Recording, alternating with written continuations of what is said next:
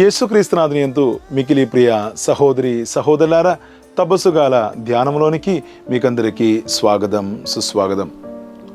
లూకాసు వార్త 19వ అధ్యాయం 9వ వచనంలో యేసుప్రభు ఈ విధంగా అంటున్నారు, నేడు ఈ ఇంటికి రక్షణ వచ్చిందని. ఇది ఎవరితో చెప్పినటువంటి మాటలు కాదు, జక్కయ్యతో చెప్పినటువంటి మాటలే. జక్కయ్య గురించి చాలా కొద్దిగా మాత్రమే మనకు తెలుసు. ఆయన సుంగరి అని, సుంగరులో ప్రముఖుడని, ఆయన ధనవంతుడని, ఆయన పొట్టివాడని, ఆయనకి యేసుప్రభుని చూడాలని కోరిక ఉండేనని.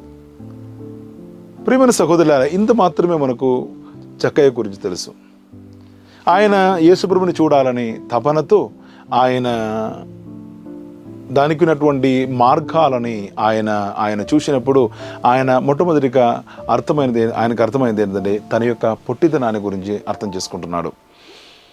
కావున దానికి ఆయన వేరొక మార్గాన్ని చూస్తున్నారు. ఆయన ఒక చెట్టుని, సిక్కమోర్ అని చెట్టు మీదకి కూర్చుంటున్నారు. యేసు ప్రభు వెళుతున్నటువంటి దారి మీద ఉన్నటువంటి చెట్టు మీద ఎక్కి కూర్చుంటున్నారు. యేసు ప్రభు ఆ చెట్టు కిందకి వచ్చినప్పుడు పైకి చూచి జక్కయ్యతో తొందరగా దిగిరమ్మంటున్నారు. యేసు ప్రభువుని ఆయన సంతోషముతో తన యొక్క ఇంటిలోనికి తీసుకువెళ్తున్నా అంటున్నారు. అక్కడ ఏం మాట్లాడిందో మనకు తెలియదు, కానీ యేసుప్రభు యొక్క సాన్నిధ్యంలో ఉన్నటువంటి జక్కయ్య ఒక గొప్ప సాక్ష్యాన్ని ఇస్తున్నారు. నేను ఎవరికైనా అన్యాయం చేసినట్లయితే నేను 4 రెట్లు ఆయనకి తిరిగి ఇచ్చేద్దామని చెప్పేసి తన యొక్క ఆస్తిని పేదలకు దానం చేసుకోవడానికి ఆయన సిద్ధమవుతున్నారు.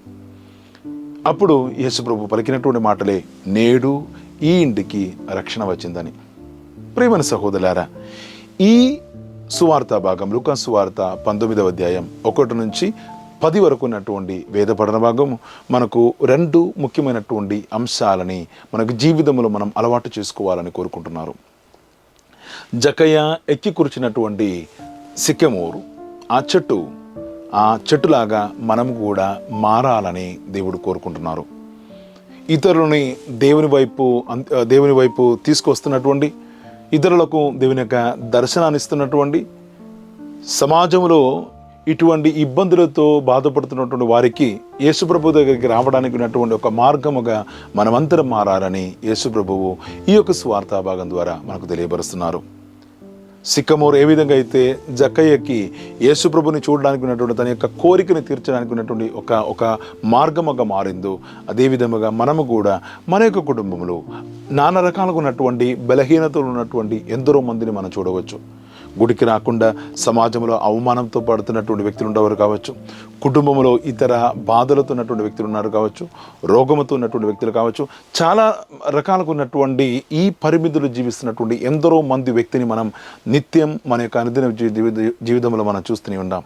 కావున వీరందరికీ కూడా యేసుప్రభుని చూడడానికి, యేసుప్రభుని అనుభవించడానికి, దేవుని యొక్క సాన్నిధ్యాన్ని అనుభవించడానికి ఉన్నటువంటి ఒక మార్గముగా మనమందరం మారాలి.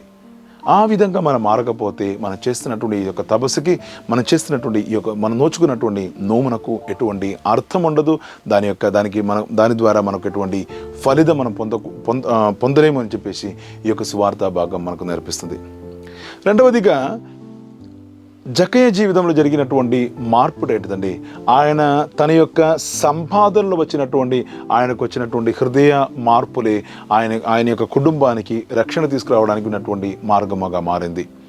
సాధారణముగా మనం ఎందరో మంది దాతలు ఉన్నారు. మనకు గుడికి డబ్బులు ఇవ్వడానికి కానీ, ఇటువంటి మంచి కార్యములకు డబ్బులు ఇస్తున్నటువంటి, తన యొక్క ఆస్తిపాస్తులను కూడా దానికి వచ్చినటువంటి దశమ భాగం ఇస్తూ వారందరూ కూడా చాలా మందిని ఆదుకున్నటువంటి ఎందరో మందిని మనం చూస్తూనే ఉన్నాం. కానీ ఎవ్వరు కూడా తన యొక్క సంపాదన మీద ఉన్నటువంటి పరివర్తనని చెందేవాళ్ళుగా మనం ఎవరిని కూడా చూడడం లేదు. జక్కయ్య సుంగరిగా ఉన్నటువంటి సమయంలో ఆయన అక్రమ సంపాదన చేసి ఉండొచ్చు. ఎందుకంటే అలాంటి కాలంలో వారు జీవించినటువంటి రీతిని మనం ఇతర మార్గముల ద్వారా మనం తెలుసుకుని ఉన్నాము.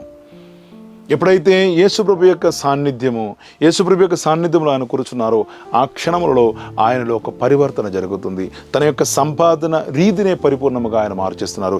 ఎవరికైనా అన్యాయం చేసినట్లయితే, ఎవరి సొమ్ము అయినా నా యొక్క జీవితంలో అన్యాయముగా వచ్చినట్లయితే అది కూడా నేను 4 రెట్లుగా వాళ్ళకు తిరిగి ఇచ్చేస్తామని చెప్పేసి ఆయన అంటున్నారు.